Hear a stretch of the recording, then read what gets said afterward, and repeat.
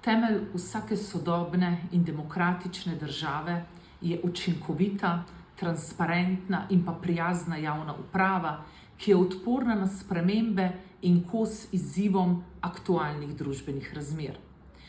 Pot do tega cilja tlakujejo le usposobljeni in kompetentni uradniki in javni uslužbenci.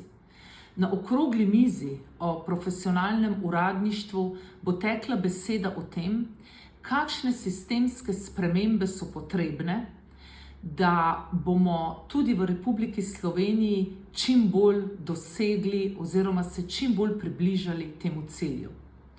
Ni pa dovolj samo sprememba zakonodaje, temveč tudi delovanje in pa pristopi vodij v sistemu državne uprave, ki morajo postati nosilci sprememb in pa motorji razvoja svojih organizacijskih enot.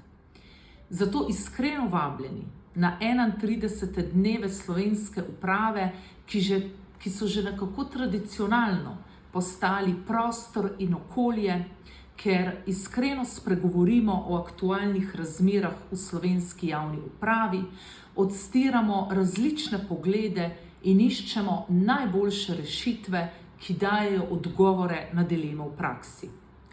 O pomanjkanju kadrov na trgu delovne sile in pa soočanju z negativno demografsko sliko, javni uslužbenci še bolj potrebujemo povezovanje in pa seznanitev z različnimi dobrimi praksami svojih kolegov.